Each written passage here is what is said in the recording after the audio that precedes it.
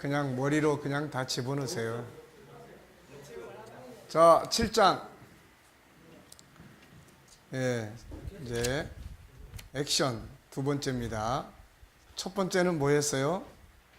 현장 성공에 대한 결심과 의지. 두 번째는 기본 의식 갖기. 세 번째는 훈계 잔소리 듣기 능력 발휘하기. 네 번째는 상황 앞에서 감정 컨트롤하기. 다섯 번째는 자, 이제 여기서부터 하는 겁니다. 자, 선을 넘지 않기. 화를 내고 분을 내도 선을 넘지 않는 것이 중요하다. 어떤 사람이 이렇게 말했다. 부부가 서로 갈라지는 건 성격 때문이 아니라 싸우는 방법을 모르기 때문이다. 일리가 있는 말이다. 싸우더라도 싸우는 방법을 잘 알면 상처를 주지 않고도 적을 굴복시킬 수 있다. 그러니까 싸울 줄 모르는 사람은 상처만 잔뜩 내놔요. 근데 싸울 줄 아는 사람은 급소만 딱 누르면 이제 끝나버리는 거예요. 그러니까 싸울 줄 모르면은 그냥 서로 상처투성이에요, 이게. G7에다가 급수 누르는 거를 네. 생각하는 거 싶고 그렇게 분량이 이제 그러면은 이제 감옥에 들어가는 거예요, 이제.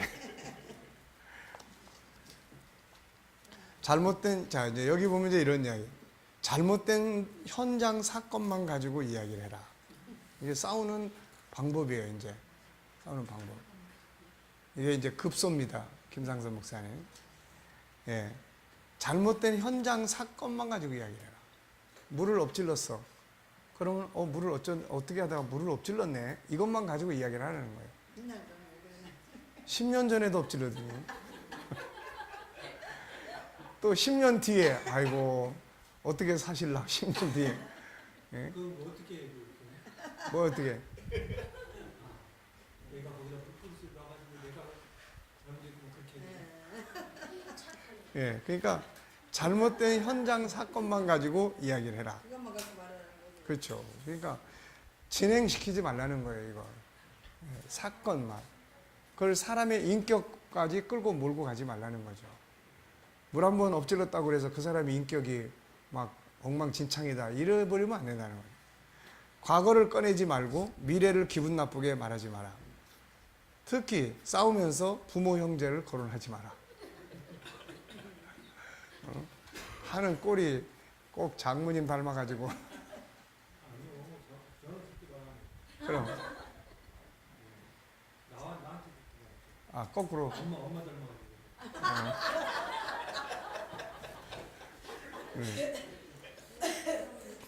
그 다음에 끝장내자는 말을 하지 마라.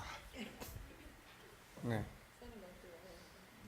뭐 우리 나이 또래야 끝장내자고 해봐야 그야말로 별 볼 일도 없지만은 이제 젊은 사람들이나 이런 사람들은 쉽게 끝장내자 뭐 이런 거. 그러면 이제 감정이 아주 극도로 상하는 거예요. 이거는. 폭언이나 폭행, 물건 파괴는 최악이다. 여기까지 왔다면 대단히 유감이다. 이 단계를 들어가면 돌이키기가 힘든 상태로 들어간 것이다. 돌이키더라도 상처가 깊기 때문에 회복하려면 긴 시간이 필요하고 물질적 피해도 상당히 커진다. 잘못하면 직장에서 쫓겨나고 가정이 파괴되고 인생을 망칠 수도 있다.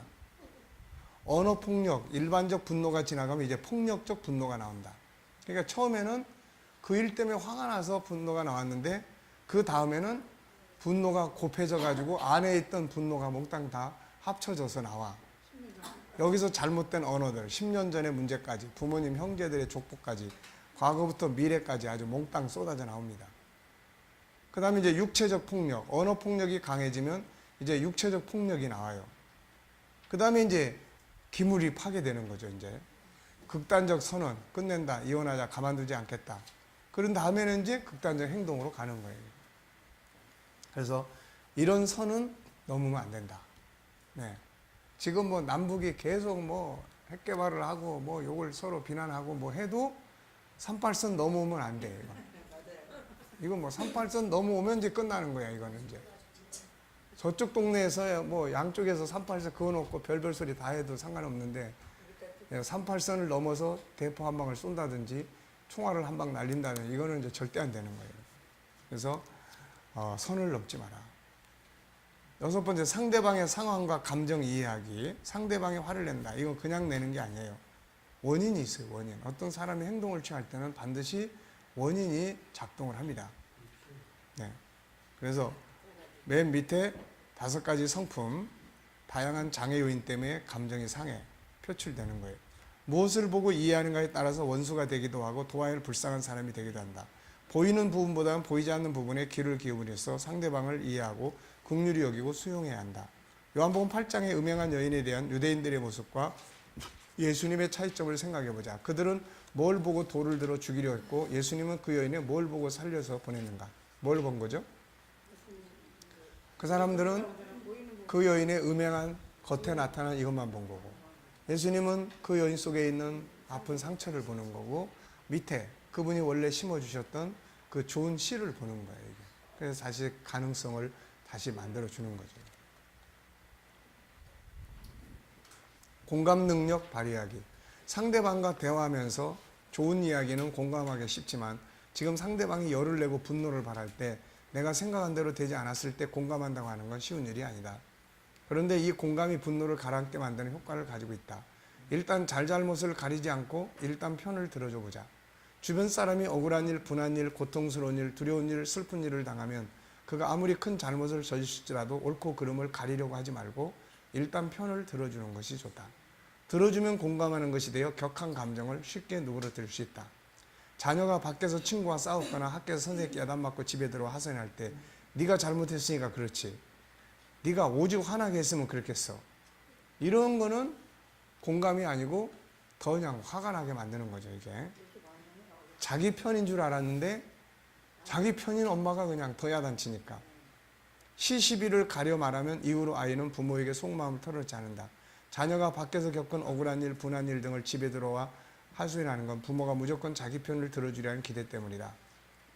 저런 우리 딸에게 누가 그랬어? 이 괘씸한 녀석이네. 혼내줘야 되겠다.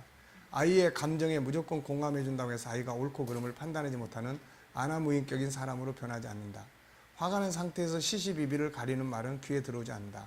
아이의 분노나 화, 억울함 등이 풀린 다음 이성적으로 가르쳐야 더 잘 가르칠 수 있다. 결혼한 남자들도 이런 감정의 메커니즘을 잘 몰라 아내를 속상하게 하고 부부싸움을 하는 경우가 많다.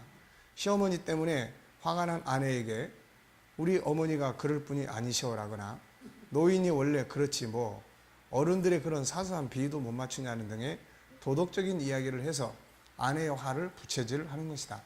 행복한 가정생활을 하려거든 비록 아내가 잘못했을지라도 아내 편을 들어 아내의 화부터 가라앉혀야 한다. 상사에게 억울한 말을 듣고 화가 난 동료, 관련 부서의 협조가 이루어지지 않아 투덜대는 부하, 경영진의 질책을 받아 부하에게 화풀이하고 후회하는 상사에게도 우선 공감을 표현해 그들의 감정 순환을 돕는 것이 가장 현명하다. 우선은 감정을 누그러뜨려야 돼요. 그래야만 그 다음에 뭐 이야기를 나눌 수가 있는 거니까요. 시시비는 나중에 따져도 늦지 않다. V씨는 맞벌이 여성이다. 그녀를 가장 흥분하게 하는 일은 시어머니의 주방과 냉장고 검사다. V씨는 직장에 다니는 주부여서 살림에 손댈 시간이 거의 없지만 그녀의 시어머니는 살림꾼이다. 시댁에 가보면 언제나 집안이 반들반들하고 질서가 정연하다. V씨의 살림은 일하는 아주머니가 시간제로 맡아 한다. 아주머니가 오지 않는 날은 집안이 엉망이다. 그런데 시어머니가 분가한 아들집에 불쑥 들러 주방과 냉장고 검사를 한다.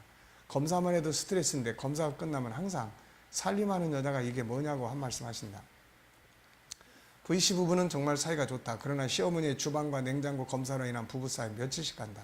V씨가 시어머니의 지적을 받고 어머님은 해도 너무하셔. 내가 집에서 살림만 하는 여자도 아니고 놀면서 집안일을 소리한 것도 아닌데 냉장고다 주방에다 일일이 검사해서 지저분하니 어떠니 하시니 조용히 치워주시면 어련히 고맙다고 할까 봐 투덜거린다. 그녀는 남편에게 도대체 당신 어머니 왜 그러신대? 하며 따져 묻는다. 남편은 할 말이 많아도 아내 심기를 건드리지 않으려고 입을 다물다가 아내가 너무 따지면 고지식하게 시시비를 가리려 해서 싸움으로 이어지곤 한다. 오늘은 유난히 V씨가 남편에게 도대체 당신 어머니 왜 그러신대? 말 좀 해봐라고 심하게 다그쳤다. 그러다 남편 C씨는 그동안 참았던 불만이 다 터져나온 듯 당신이 다른 맞벌이 여자들보다 집안일을 소홀히 하는 건 사실이잖아. 어머니 눈으로 그렇게 보이는 것도 무리가 아니지라고 말하고 말았다. 이게 아주 그냥 지금 아주 이게 영린을 건드리고 있는 거예요. 지금 영린을. V씨는 적어도 그 순간만은 남편이 자기 편이 될 줄 알았는데 남편이 그런 식으로 말하자 흥분을 가라앉힐 수가 없었다. 분해서 눈물을 쏟으며 요즘 세상에 시어머니가 그런 일로 스트레스 주는 집이 어디 있어 하며 악을 썼다. 남편 역시 또 어른이 그만한 일도 지적 못해 잘한 것도 없으면서 뭐 그렇게 당당해 하고 막고함을 질렀다.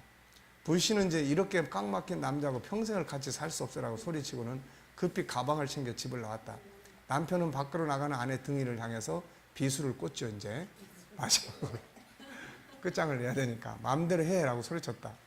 며칠 사이에 집안은 더욱 엉망이 되었다. 며칠 후 시씨는 처가로 아내를 데리러 가야 했다. 장인 장모에게 웬만한 자네가 감싸줘야지 누가 감싸주냐라는 따끔한 충고도 들었다. 한바탕 난리를 피운 바람에 비용도 술찮게 나갔고 집안은 더욱 엉망이 되었다. 결국 손해만 보는 거다. 만약 시씨가 아내 V씨의 푸념에 무조건 편을 들어줬다면 부부싸움이 거기까지 발전하지 않았을 것이다.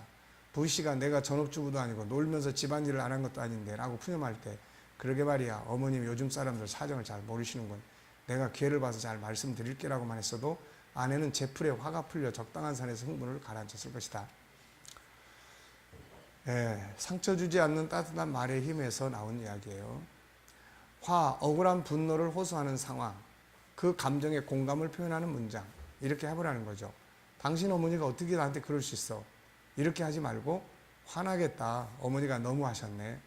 당신이 나한테 어떻게 그럴 수 있어? 그러게 나라도 화나겠군. 미안해. 친구 녀석이 나를 때렸어. 열받겠네. 어떤 놈이야. 내가 혼내줄게. 상사라고 어떻게 그렇게 말해? 그러게 상사라고 너무 심했네. 그 나쁜 놈이 나한테 책임을 떠넘겨. 그놈 정말 나쁜 놈이네. 그러니까 이게 기술이에요. 기술. 언어의 기술입니다. 이게. 그러니까 같은 상황이지만 이제 이런 공감을 표현해주면 내 편이 되는 것이죠. 그러고 나서 나중에 이제 또 대화를 나눌 수 있으니까. 사람은 기본적으로 유일성에서 나오는 존귀함의 본능이 있음을 기억하라. 이게 누군가에 의해 상처를 받게 되면 화가 난다. 이때 그것을 치유하기 위해서는 무너진 존귀함을 세워주는 것이 해답이다. 그 중에 하나가 공감이에요. 공감은 상대방을 존중히 여긴다는 의미입니다. 이게. 공감은 그가 잘못했다고 보기보다는 그 말이 옳다고 하므로 상대방을 존중히 여기는 방법이 되기 때문이다.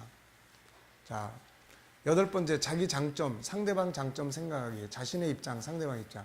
상대방으로부터 무시를 당하여 내가 화가 날 때 자신의 존귀한 장점을 생각해라. 자기 장점을 찾아 외쳐라. 이거 우리가 전에도 봤던 이야기죠. 3초간의 저자 데이비드 플레이. 회사에서 계속 상사한테 지적을 받으면서 그게 막 스트레스가 돼가지고 나중에 집에 와서 애들한테도 막 성질내고 이 뭐 가정이 망가지고 막 위기에 처했을 때 상담자는 이 사람한테 자기 장점을 찾아서 그 사람이 지금 잘 모르고 있다. 자기 장점을 가지고 계속 외쳐라. 그래서 처음에 이거 우습게 생각했다가 나중에 이제 이 사람이 적어가지고 다니면서 상사가 자꾸 그럴 때마다 이거 꺼내보면서 그래도 나도 회사에 이바지하는 것도 많고 이런데 그래서 이런 것들을 통해서 결국은 그런 문제들을 이제 해소해 나갈 수 있었다. 이제 그런 내용이에요. 그래서 자기 장점을 찾는 것이 아주 중요해요. 그래서 그런 걸 해서 상대방이 막 무시하고 그럴 때 무슨 소리야. 속으로 나도 이런 장점이 있는데 그러면 이게 방패가 되는 거예요. 이게 방패가. 자신의 존귀함을 외쳐라. 나는 존귀한 자다. 나도 잘하는 장점이 있다. 나도 할 수 있는 능력이 있다. 뭐 그러면서 자기의 그런 10가지의 그런 이제 존귀함의 기능들을 외쳐라. 그래서 나도 승리할 수 있다. 나는 모든 걸 소유한 자다. 나는 부자다. 나는 왕자다. 공주다. 이걸 기록해서 품속에 넣고 다니면서 암송하고 선포하라. 그러니까 자존감이 많이 낮아 있는 사람들 같은 경우에는 이런 거를 훈련할 필요가 있어요. 이게. 그러면 이게 굉장히 자기의 자존감을 높여줘요. 그럼 상대방이 뭐라고 이야기를 해도 화를 덜 낼 수가 있습니다. 셋째, 자신의 능력을 생각하고 감사해라. 그냥 무시해버리라. 우리가 분노하는 이유 중에 또 하나는 들려오는 비판이나 무시 때문이다. 이때 어떻게 대처하는 게 좋을까? 이 부분에 대해서 데일 카네기는 다음과 같이 조언한다. 자, 죽은 개를 걷어차는 사람은 없다. 미국 교육계에 물의를 일으킨 사건이 1929년에 일어났다. 온 나라의 학자들이 그 사건을 확인하기 위해 시카고로 몰려들었다. 이보다 수년 전에 로버트 허친스라는 젊은이가 학교 급사, 벌목, 노동자, 가정의사, 빨랫줄, 판매원 등을 하면서 예일 대학을 졸업했고 8년 뒤에 미국에서 4번째로 재력 있는 대학인 시카고 대학 학장으로 취임했다. 30세라는 젊은 나이로 그보다 나이가 많은 교육자들은 고개를 저었다. 요란한 비판이 신동에 집중됐다. 너무 젊다. 경험이 없다. 교육관이 너무 외골수다. 신문까지도 동조했다. 그의 취임식이 거행되던 날 친구 하나가 로버트 허친스의 아버지에게 나는 오늘 아침 신문에 아드님을 공격하는 사실이 실려 있는 걸 읽고 분개했습니다라고 말했다. 그러자 그의 아버지는 이렇게 대답했다. 그렇습니까? 꽤 가혹하더군요. 그렇지만 아무도 죽은 개를 걷어차지는 않습니다. 뭘 이제 이야기하는 거죠? 그만큼 자부심, 당당함을 자기가 스스로 갖는 거죠. 그래? 내가 그래도 괜찮은 사람인가 봐? 뭐 이런 거죠. 그러므로 당신이 다른 사람에게 걷어차였든지 비판을 받았을 때든지 당신을 걷어찬 사람은 그것으로 자기가 잘난 것 같은 느낌을 맛보겠다는 것을 당신은 기억하는 게 좋다. 그것은 흔히 당신이 무엇이든 남의 주목을 끌만한 일을 하고 있다는 걸 뜻한다. 조속한 사람은 위인의 결점이나 실수에 대해 대단한 기쁨을 느낀다. 부당한 비판은 흔히 위장된 찬사다. 그건 보통 자신이 다른 사람에게 질투나 선망의 대상이었다는 의미하고 있다. 죽은 개를 걷어차는 사람은 없다는 걸 기억하라. 놀라운 생각의 전환이다. 다른 사람이 날 비판하거든 그것이 사실인가를 생각하고 사실이라면 자기를 변화시켜야 하지만 그렇지 않다면 나도 괜찮은 사람인가 봐 라고 생각을 하라는 거죠. 자, 비판을 무시하고 최선을 다해라. 루스벨트 여사에 관한 이야기입니다. 그래서 옳다고 생각하면 그대로 그냥 가면 된다. 남들이 뭐라고 하느냐 이런 거 겁내지 마라. 자, 그냥씩 웃어버려라. 무시하고 최선을 다해라. 그래, 그게 나 무슨 상관이 나는 나일 뿐이다. 다른 사람 때문에 당신의 인생을 망칠 필요는 없다. 지나가는 개는 그냥 짚고 간다.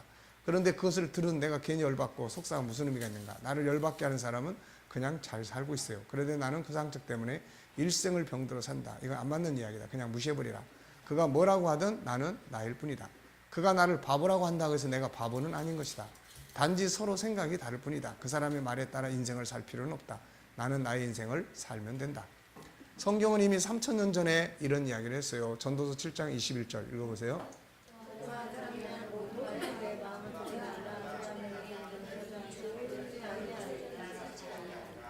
네, 남의 말에 쉽게 마음이 상처가 되는 사람들은 이 말씀을 계속 암송해서 이걸 머릿속에 뇌에다가 입력을 시키세요.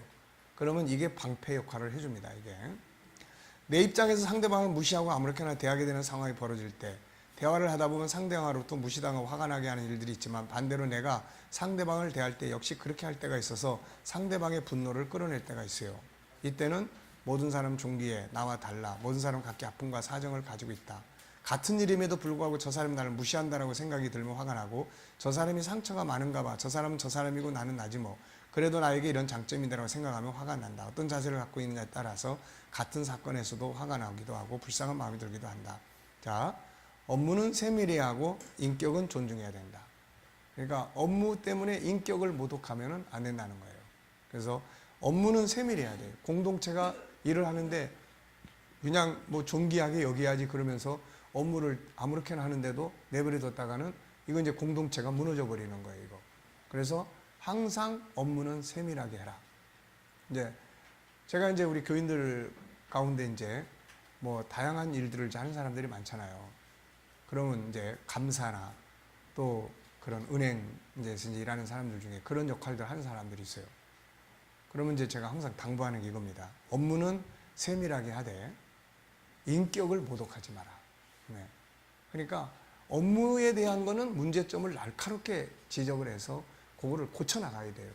그 지적받을 때 예. 아까 비난이라는 게 보고 예. 지적하고 비난하면 그걸 무시하고 그 가정하고 가지고 공감하게 이렇게 살아가는 건데 상대방이 나한테 분노하거나 비난하고 있을 때 그걸 무시하고만 나는 나를 살아가는 게 있어 괜찮아 그렇게만 해야 되는 건지 아니 비난할 때 저 요소는 내게 문제점이 있어 내가 그렇게 하고 자기를 돌아보고 그러면 나는 내가 잘하는 것도 있고 좀 잘할 수도 있어 그렇게 나가는 것이 그거는 이제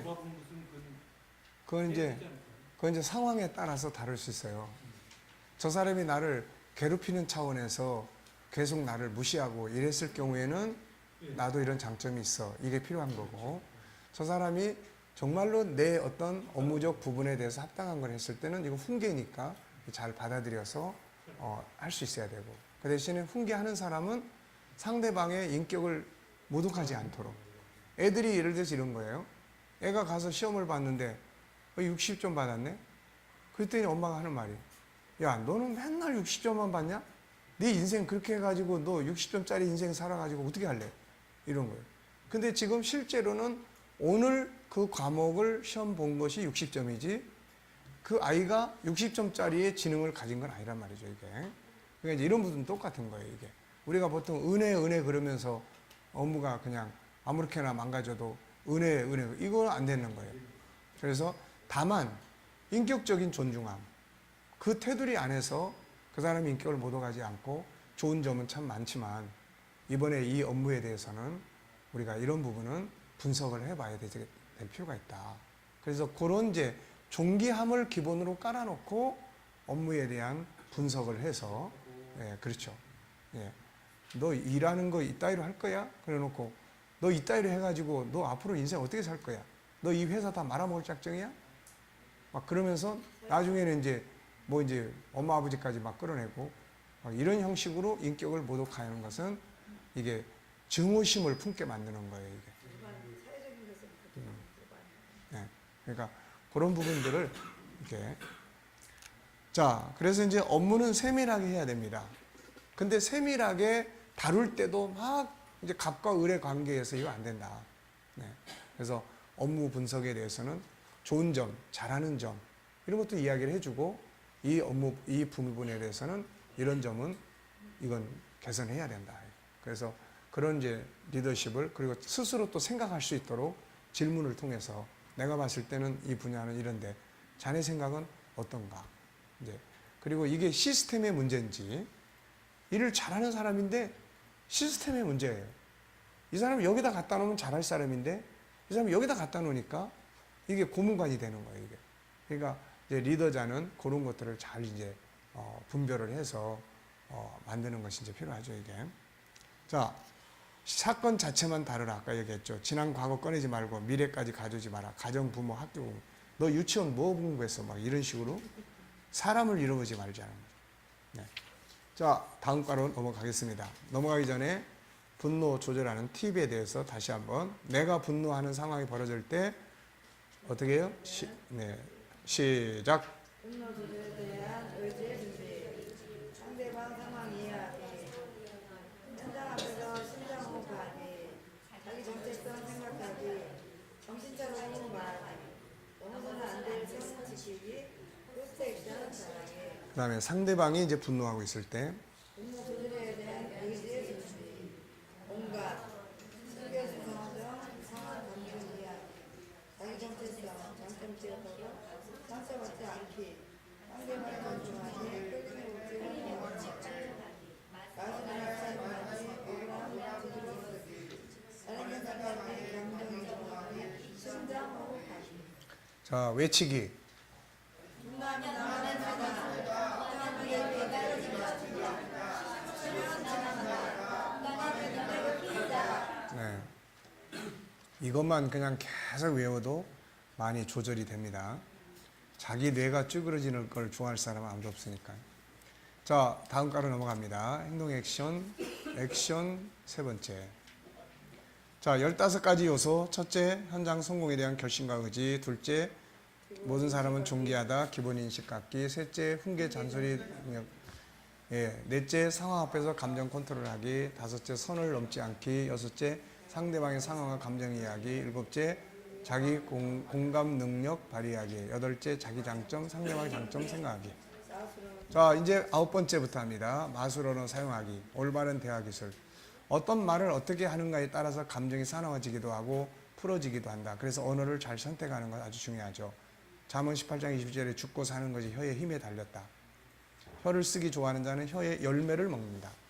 15장 1절 유순한 대답은 분노를 쉬게 하여도 과격한 말은 노를 격동한다. 자, 우선 우리가 대화를 할 때는 첫째가 분명치 않은 의사소통에 문제가 생길 수 있습니다. 우리가 분노하고 다투게 되는 또 하나의 이유는 분명치 않은 의사소통이다. 의사소통이 잘 안 되는 가장 큰 이유는 의사소통이 되었다고 착각하는 것이다. 이게 생활을 하다 보면은 이런 경우가 아주 많아요, 이게. 네. 상대방은 내가 알아들었을 거라고 이야기를 하는데 나는 지금 전혀 그걸 못 알아들었단 말이에요. 사람이 딴 일을 한다든지 어떤 생각이 딴 곳에 가 있으면 못 알아듣는다고 이게. 케빈은 그날 회사에 정신없이 바쁜 하루를 보냈다. 녹초가 되어 퇴근 준비를 하는데 아내 제인이 전화를 걸어 집에 오는 길에 우유를 사오라고 했다. 오늘 너무 힘들었는데 알았어, 사가도록 노력할게. 긍정적인 대답을 들었다고 생각한 제인은 남편이 곧 저녁 식사 때 아이들에게 먹일 우유를 사가지고 올 거라고 기대를 했다. 그러나 케빈이 퇴근하고 상점에 갔을 때 이미 상점이 문을 닫은 뒤였다. 결국 케빈은 빈손으로 집에 돌아왔다. 제인도 회사에서 힘든 하루를 보냈다. 그녀는 남편을 보고 화가 나서 말했다. 당신이 사갖고 온댔잖아. 아니지, 사가도록 노력한댔지. 케빈이 반박했다. 힘든 하루를 보내고 피곤해 지친 상태로 아이들 저녁을 준비해야 하는 부부에게 의사소통의 사소한 문제는 분노 반응을 일으키기에 충분했다. 우호적으로 상대를 존중하며 안전한 방식으로 의사를 전달해야 한다. 명확하게 의사소통을 하지 않으면 우리 사회는 갈등과 전쟁이 끊이지 않을 것이다. 자, 그러니까 소통의 문제예요, 이게. 소통. 예를 들어서 어떤 이야기를 했는데 못 알아들었어. 그럼 다시 물어볼 수 있는 거예요. 그랬더니 물어봤더니 넌 생각을 어디다 두고 어디다 팔아먹고 말귀도 못 알아듣고 그러냐고 막 야단을 치네 이제. 네. 상황을 고려하지 않는 일방적 대화. 이것도 또 이제 문제예요. 지금 상대방이 뭔가를 하고 있는데 말하는 사람은 자기 입장에서만 빨리 안 한다고 막 이래버리니까 문제가 되는 거예요. 아들이 다른 일을 하고 있는데 그걸 모른 채 아버지가 아들에게 쓰레기를 내다 버리라고 시킨다. 아들은 하던 일을 계속하느라 아버지의 말을 듣지 않는다. 아들의 상황을 보고 이야기를 들어보는 대신 아버지는 아들의 행동을 반항으로 해석한다. 이는 아버지의 마음속에 의심의 싹을 틔운다. 반면에 아들은 아버지가 무신경하며 늘 명령만 한다고 해석한다. 이는 아들의 마음에 질투심을 일으킨다. 아들은 아버지를 무시하고 아버지는 아들이 쓰레기를 갖다 버리게 하기 위해 소리를 지른다. 너 빨리 안 나와? 막 그러면서 소리 지르는 거죠. 결과적으로 아버지는 아들이 자신을 존중하지 않아 화가 난다. 존중하지 않는다는 것은 곧 아들에게 아버지가 존재 가치를 잃어간다는 이야기다. 아들은 아버지가 자신을 무능하고 가치없는 존재로 보며 그래서 화를 낸다는 생각이 든다. 만약에 이렇게 한다면 상황은 전혀 달라지죠. 기다리고 상황을 보고 귀를 기울이는 테크닉이 필요하다. 아버지는 아들이 다른 일을 하고 있는 것을 보고 있어요. 쓰레기를 내다버리는 건 중요하지만 다급한 일 아닙니다. 그래서 아들에게 물어요. 10분쯤 뒤에 쓰레기를 버려줄 수 있을까? 10분 뒤에 다시 말해줘야 하면 그렇게 해줄게. 아들의 귀한 자산인 시간을 존중하면서 영역을 위해서 시간을 조금 내줄 수 있는지 물은 것이다. 그에 대한 반응으로 아들은 이렇게 대답을 해줘. 그럼요, 10분 뒤에 괜찮아요. 제가 갖다 버릴게요.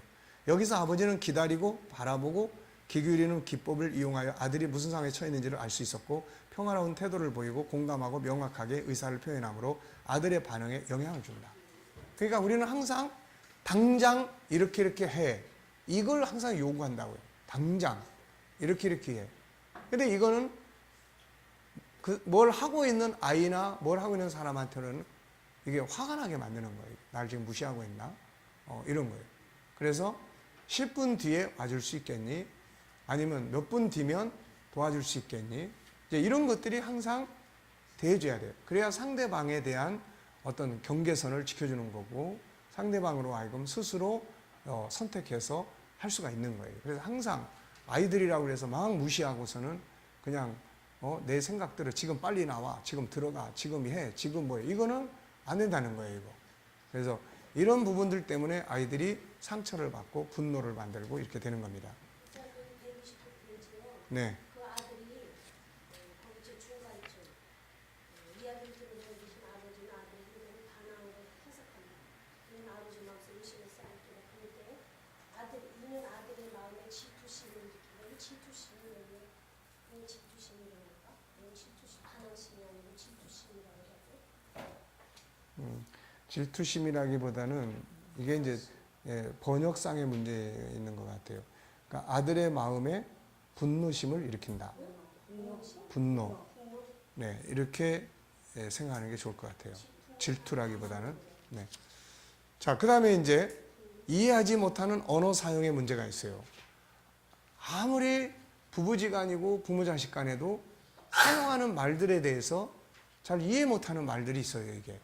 요즘 애들이 쓰는 말 같은 경우는 부모가 들어도 모르는 말들이 많죠, 이게. 자, 언어를 이해하지 못하는 언어 사용의 문제가 얼마나 심각한가를 이 내용을 보면 알 수가 있어요. 단어의 의미를 해동하는 건 정교하고 복잡한 과정이다. 같은 언어 안에서 그건 쉽지 않다. 게다가 다른 언어가 더해지면 의사소통이 잘못될 위험은 훨씬 높아지고 때로는 우스운 상황이 벌어진다. 기업들이 외국에 제품을 수출할 때 상품 이름을 현지 언어로 제대로 번역했는지 확인하지 않으면 비즈니스상 큰 실수들이 일어난다. 예를 들어 미국 기업 KFC가 중국에 진출하면서 손가락을 핥아 먹을 만큼 맛있는 이라는 KFC의 유명한 슬로건을 번역을 했는데 불행히도 번역된 중국어는 뭐라고 번역이 돼 있어요? 이렇게 번역이 된다는 거예요, 이게. 또 쿠어스 맥주도 긴장 풀고 편하게라는 슬로건을 스페인어로 번역하면서 비슷한 문제를 겪었다. 뭐라고 써 있습니까? 이제 다른 나라로 가면서 언어가 이렇게 이제 달라지는 거예요, 이게. 누가 설사로 고생할 그거를 누가 맥주를 먹겠습니까? 예. 그렇게 말하는 맥주를 마시고 싶을 사람이 있을까? 스페인 번역 실수 가운데 또 재미있는 예가 있다. 교황이 마이애미를 방문할 예정이었다. 마이애미는 신앙심이 깊은 히스패닉계 주민이 많이 산다. 그때 사람들이 입었던 티셔츠에 나는 교황님을 보았다 대신에 나는 감자를 보았다라고 글귀가 적혀 있었다. 교황을 뜻하는 단어 엘 파파 감자를 뜻하는 라 파파로 잘못 적었던 것이다. 포드의 노바 자동차 사례도 잊을 수 없다. 그 자동차는 멕시코로 수출했으나 판매가 부진했다. 당연한 결과였다. 스페인어로 노바는 가지 않는다는 뜻이니까. 그러니까 이게 참 언어 사용의 문제가 굉장히 이게 그러니까 우리가 설교할 때도 똑같은 거예요. 앉아있는 성도들이 과연 내가 지금 사용하는 단어들을 충분히 공감하고 이해할 수 있을까 이거. 네. 예수님이 사용하는 단어는 모인 사람들이 그들의 현장을 이해하고 그들의 사용하는 말들로 사용을 한 거죠, 이게. 네. 그러니까 우리가 설교를 하도 내가 전달하는 메시지도 이런 틀 속에서 우리가 생각을 많이 해봐야 돼요. 일방적으로 쏟아내지 마라. 자신의 분노를 설명하기 위한 상대방의 동의를 구하라. 사실 이거는 참 쉬운 게 아니에요. 그렇지만은 이런 훈련과 이런 노력들이 우리가 필요하다는 거죠. 내가 지금 너무 화가 나는데 내 이야기 좀 잠깐 해도 될까? 뭐 이런 거죠. 그러니까 참 이게 쉽지 않은 거지만 솔직히 정말 실망 싫어. 이 얘기가 별로 기분 좋은 얘기는 아니지만 좀 들어줬으면 좋겠어. 미안한데 내가 지금 너무 답답해. 너한테라도 이야기를 하면 안 될까라고 물으며 정중하게 양해를 구하라. 물론 이야기를 할 때 모든 생각을 하고 양해를 얻고 시작하는 건 아니다. 이야기를 하다가 문득 내가 지금 하는 이야기가 이 사람 입장에서는 들어서 좋을 게 없구나라고 생각이 들 수도 있다. 그러면 어떻게 해야 될까? 대답은 아주 단순하다. 그대로 멈춰라. 꼭 얘기할 필요가 있는지 자문하라. 만약 그렇다라는 대답이 떠오르면 다소 늦었지만 허락을 받아라. 이야기를 하다 보니 내가 너무 흥분했네. 이런 얘기 별로 듣기 좋은 것도 아닌데 힘들지. 계속 이야기해도 괜찮을까라거나 우울한 이야기를 해서 내 기분까지 우울해진 건 아닌지 모르겠다. 그래도 너무 힘들어. 그런데 좀 더 이야기해도 될까라고 물어라. 그러니까 이런 것들이 참 상대방을 존중히 여긴다고 하는 이제 기본적인 이제 가치가 깔려 있는 거죠. 이게 서양 사람들은 그러니까 이런 마인드들이 깔려 있어요. 이게 자기가 속상을 이야기하고 내가 좀 이야기해도 괜찮겠냐 뭐 이런 거죠. 근데 우리는 이제 그런 거 상관없이 싹 이제 해버리는 거죠, 이게. 그 다음에 이제 아이용법. 이거 이제 우리가 언어를 다룰 때 이제 다루게 되는데, 너 때문에 내가 화가 너무 난다. 너는 왜 맨날 그 모양이냐. 이거는 이제 유용법이에요. 근데 너의 행동으로 엄마의 마음이 너무 아픈데 어떻게 생각하니? 이거는 이제 엄마의 마음의 입장에서 이야기를 하는 거예요. 그래서 자기의 정말 그렇게밖에 못해? 너 때문에 막 미치겠어. 이게 아니라 네가 그럴 때마다 엄마는 이렇게 너무 마음이 아프다. 뭐 이런 이제 표현들이죠. 그래서 이제 이런 용법들을 우리가 좀 훈련을 하는 건 필요합니다. 이런 대화를 나눌 때. 여기서 이제 마술언어를 사용해라. 감사하는 말. 학자들은 감사하는 마음을 더 느끼는 사람들이 삶에서 더 큰 만족감과 활기와 긍정적 감정을 느낀다는 걸 보일 수 있다. 이 집단은 더 관대하고 공감을 더 잘하며 남에게 더 도움이 되고 남을 덜 질투하는 것으로 평가된다. 또한 남들에게 헌신하고 책임감 있게 행동하는 것과 삶이 상관관계가 있다고 믿는다. 고맙게 생각하는 것과 고마운 마음을 표현하는 것은 인간 상호작용에 많은 범주에 엄청난 영향을 끼치는 걸 보인다. 사람들이 일관되게 감사를 표현하고 특히 그것을 말로 표현할 때는 정반대 현상이 발생한다. 누군가를 도와주고서 칭찬받고 고맙다는 말을 들으면 자신이 가치 있게 느껴지고 인정을 받았다는 기분이 든다.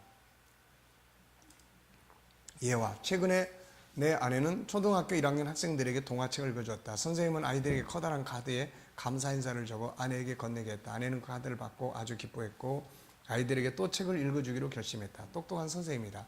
학생들에게 카드를 만들어서 보내게 함으로 내 아내에게 감사를 표현함과 동시에 학생들에게 중요한 교훈을 가르쳤다. 누군가가 시간을 내서 뭔가 해주면 그에게 감사해야 한다는 교훈을 준 것이다. 사고를 당해서 다리를 쓸 수 없게 된 환자가 있었다. 그는 재활치료에 고군분투하고 있었다. 멀쩡한 몸이 망가졌으니 신에게 욕이라도 한 바가지 퍼부을 만다는데 그는 그 힘든 상황을 견뎌내는 걸 아내가 도와주어 정말 다행이라고 느꼈다. 그러나 불행히도 아내에게 고맙다는 말은 하지 않았다. 아내가 떠나지 않고 자기 곁을 지켜준 것이 엄청나게 고마웠지 말이다. 그는 아내가 자신에게 얼마나 큰 의미인지 한 번도 말하지 않았다. 그리고 아내에게 화만 냈다. 자기가 얼마나 분노하고 있는지만을 이야기했고 아내가 자기 곁에서 지켜주고 사랑해주는 걸 얼마나 고맙게 느낀지를 이야기하지 않은 것이다. 아내에게 고마운 마음을 표현하지 않은 건 큰 실수였다. 아내는 자신의 행동을 남편이 고맙게 생각한다고 느끼지 못했고 점점 더 착취당한다는 기분이 들었다. 끝내 그녀는 남편의 분노를 참을 수 없게 되었다. 남편이 자신의 다리에 대해서만 생각하고 아내가 곁에 도와준다는 사실은 중요하게 여기지 않는 걸 보며 그녀는 화가 났다. 두 사람의 결혼 생활에 점점 금이 갔다. 그리고 아내는 남편에게 이혼을 요구했다. 이런 아내의 태도에 남편은 더욱 화가 났다. 남편은 아내가 자신을 버리는 이유가 자신이 다리를 못 쓰게 되다 보니 가정 경제가 어려워졌기 때문에 생각을 했다. 그는 아내가 자신을 무능력하고 쓸모없다고 본다고 생각했다. 남편이 상담 치료를 받으면서 아내가 자신에게 얼마나 큰 의미를 지니는 존재인지 말하고 나서야 아내는 조금 안도했고 둘 사이의 사랑과 애착을 회복할 수 있었다. 고마운 마음을 표현할수록 상대방 관계에서 심리학자들이 공동의 힘이라고 부르는 걸 느낀다. 고맙다는 말을 들으면 선행을 계속하게 된다. 그러니까 고맙다는 말 한마디가 없으니까 이게 사이가 점점 나빠지는 거예요. 이게. 그래서 나중에는 막 갈라지게 될 상황까지. 그렇지만 남편은 그 눈치를 전혀 못 채고 있는 거예요. 그래서 특히 우리나라 사람들은 이런 걸 잘 못해요. 이게 남편이 아내한테 뭐 고맙다는 말을 하거나 그러면은 뭐 하늘에서 벼락이 떨어질 것처럼 생각을 하지는 않겠지만 어쨌든 이런 거를 잘 표현을 못 합니다. 이거. 이런 훈련을 해야 돼요. 이거. 특히 우리 세대는 더 못해 이거. 우리 세대는 항상 근엄하게 살아왔고 지시하고 명령하고 살아왔기 때문에. 그런데 이런 말들이 사람의 감정을 굉장히 바꿔놓는 거예요. 이게. 네. 그동안 수고하고 애써온 것들이 그래도 내가 인정을 받는구나 라는 이제 이런 것들. 부모들은 크고 작은 방법으로 아이가 자존감을 일깨우도록 도울 수 있다. 아이에게 고마운 마음을 표현하는 게 그중 하나다. 아이가 부모의 자산, 영역, 관계를 공유해줘서 정말 고맙다는 것을 표현하기만 해도 아이의 존재를 인정하고 아이를 존중한다는 사실을 전하는 것이다. 존중받는다고 느끼는 아이는 자신이 소중하게 여겨진다고 느낀다. 부모의 눈을 통해 자신의 소중함을 아는 아이는 신뢰를 배운다. 신뢰할 줄 아는 아이는 무한한 잠재력을 발휘할 수 있다. 잠재력을 지닌 아이는 무기력하지 않다. 중국의 심리학자들은 최근 고마움을 표현하는 것이 학생들의 삶을 보호해주는 효과가 있음을 보여준다.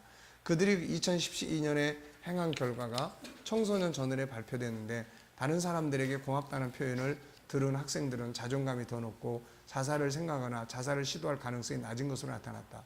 누군가가 우리를 소중하게 생각하고 고맙다고 말함으로 그걸 표현했다면 스스로가 가치 없는 존재라고 느끼거나 자할 이유가 있겠는가. 남에게 인정받는 건 무척 기분 좋은 일이다. 배우자나 연인에게 그가 멋진 존재며 우리가 그에게 고마워하고 있다는 걸 알려야 한다. 그러기 위해서는 고마움을 표현해야 한다. 당연한 얘기지만 긍정적인 의사소통을 하지 않는 부부는 이혼할 가능성이 더 높다. 그러나 신혼부부처럼 결혼생활에 행복한 부부도 긍정적으로 관계를 강화하지 않으면 갈등에 빠지기 쉬워진다. 2012년에 가정심리학 저널에 발표된 UCLA의 연구 결과에서도 확인되는 사실이다.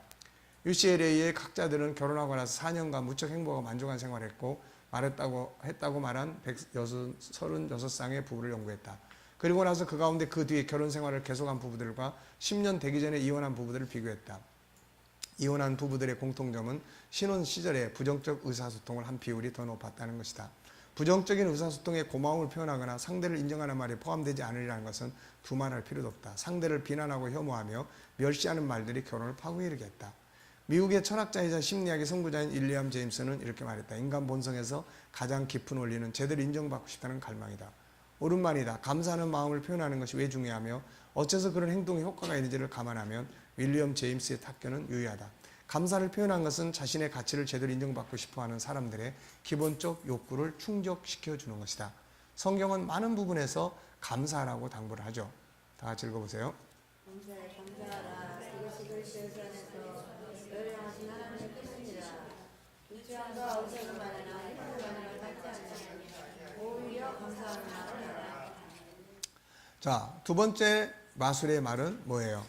미안합니다요. 자, 사과하는 말이죠. 하나님께는 뭐예요? 회개죠.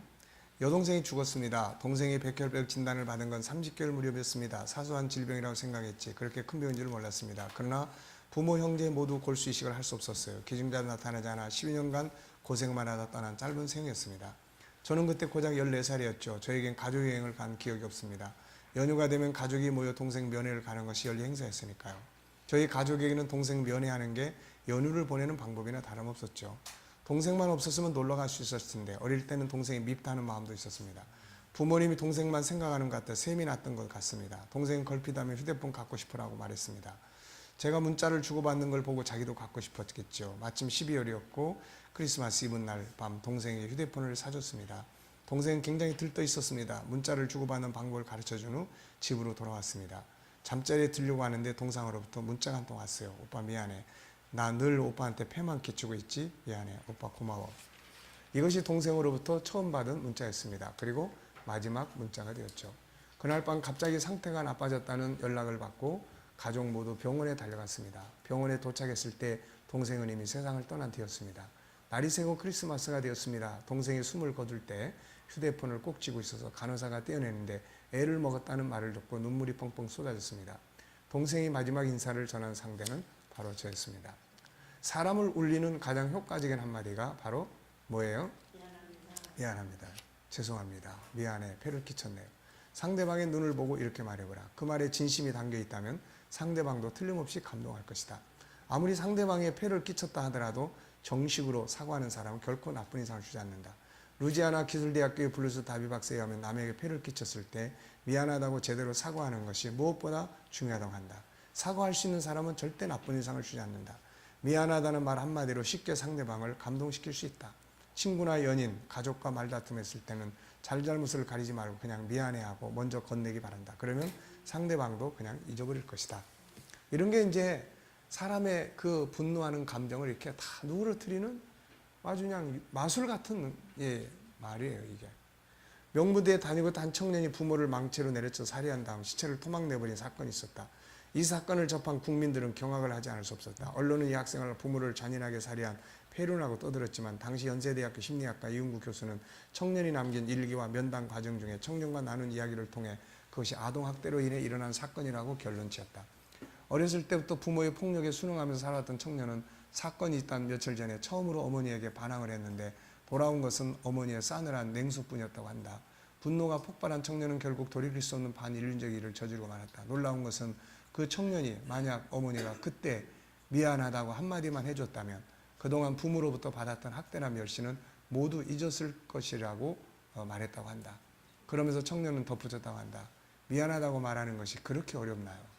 그러니까 결국은 어머니에 대한 그 폭력에 의해서 이렇게 정말 폭력적인 사람이 됐는데 마지막으로 어머니를 만났을 때 엄마가 아들을 보면서 막 야단을 치는 거예요, 또.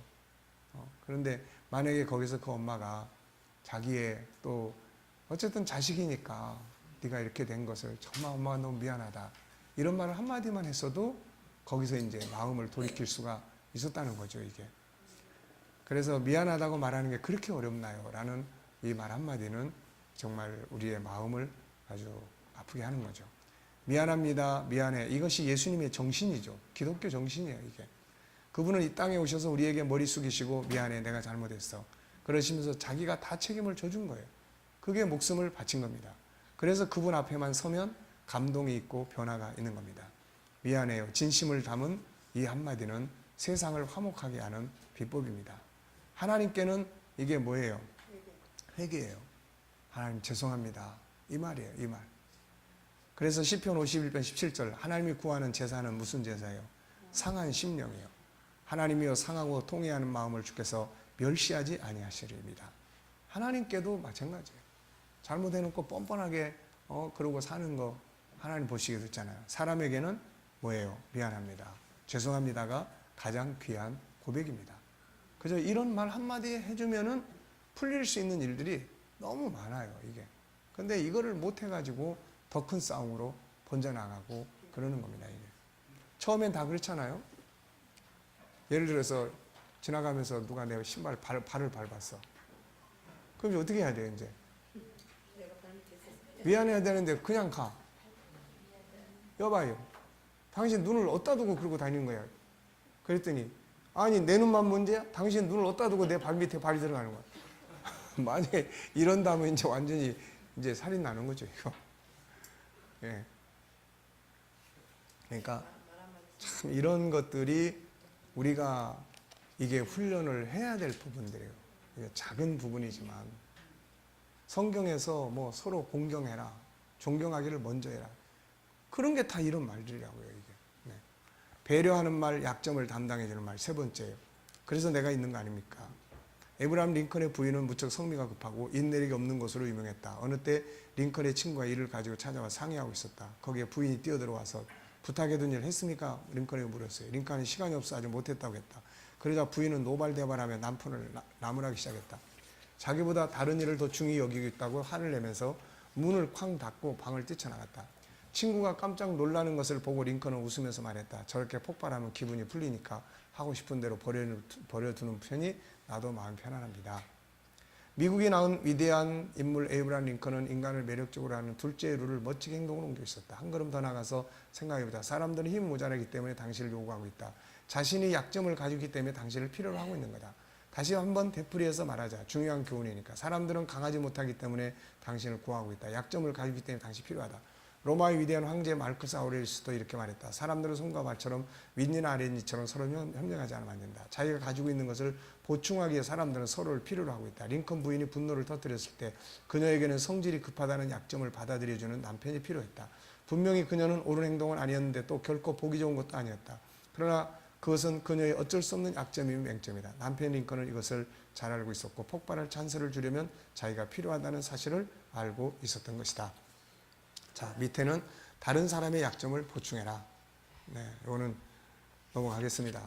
넘어가고 140페이지 자 중간쯤 보세요. 당신은 언제나 사회에서 필요로 하고 있는 인물이다. 건강한 때 의사가 필요 없다. 병이 났을 때 건강을 회복하기 위해 의사를 필요로 한다. 식료품이 없으면 식품점에 간다. 수채가 메거나 수도꼭지가 고장나면 고치는 사람이 고맙구나 하는 마음이 생긴다. 차가 고장났을 때 자동차 수리공에게 감사한다. 이와 같이 상대방의 필요성을 충족시키고 약점을 보완해주면 모두 당신에게 감사하는 것이다. 이것이 매력적인 인간이 되는 스텝이다. 당신의 상사, 부인이나 남편, 친구, 동료, 손님 누구나 완전한 인간이 아니다. 길에서 지나치는 사람도 모두 완벽한 인간이 아니다. 이것을 잘 알아두기 바란다. 당신은 다들 당신을 필요로 한다. 약점을 보충받음으로 사람들은 당신에게 감사하고 당신에게 매력을 느끼는 것이다. 사람들이 당신을 필요로 하는 것은 자기가 강하기 때문이 아니라 약점을 가지고 있기 때문이다. 배려는 남의 약점을 허용해 주는 것이다. 예수정신, 그분은 우리에게 뭐라 그럽니까? 예, 그분은 우리에게 맡기라고 이야기를 하죠. 맡겨라. 베드로전서 5장 7절 다 같이. 예, 그리고 우리의 약한 것들을 책망하지 않고 속에서 더 강하게 대신해서 일해줍니다. 그래서 약할 때 더 강하게 우리도 이것을 배우고 활용하자. 상대방의 약점은 지적하고 괴롭히라고 있는 게 아니라 나로 하여금 도우라고 있는 것이다. 마음에 안 드는 사람이 있습니까? 송 목사님? 마음에 안 드는 사람이 있나요? 예, 있습니다. 예. 그러면 그 사람의 약점을 종이에다가 다 적으세요. 네, 첫째 다 쭉 적으세요. 그리고 맨 밑에다가 그래서 내가 필요한 것입니다 라고 쓰세요. 네. 네. 그러니까 누군가가 막 마음에 안 들면 잔뜩 써요. 그냥 직장생활 하는 사람은 사장, 우리 사장 저놈 아주 나쁜 놈, 왜 저 모양인지 모르겠어. 도대체 귀신 있으면 잡아가지도 않고 왜 그리고 쭉 성질은 왜 저렇고 그냥 다 적어요. 그런 다음에 맨 밑에 뭐라고 써요? 그래서 사장이 날 채용한 거야.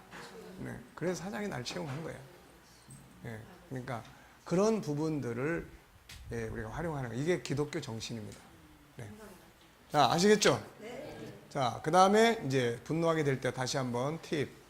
자, 내가 분노하게 될 때 시작. 분노 조절에 대한 의지의 준비, 상대방 상황 이해하기, 현장 앞에서 심양호흡하기, 자기 정체성 생각하기, 정신 차리고 말하기, 넘어서는 안전성 지키기, 풀섹션 잘하기,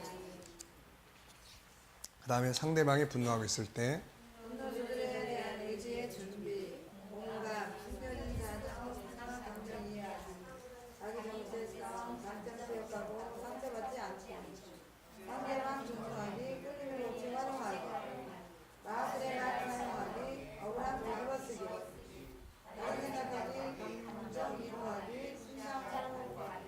자, 외치기 한번 하겠습니다. 마술의 감사합니다. 미안합니다. 있어서 살아있는 것입니다. 네. 자, 여기까지 하겠습니다. 수고들 하셨습니다. 자, 기도하고 마치겠습니다. 기도하겠습니다.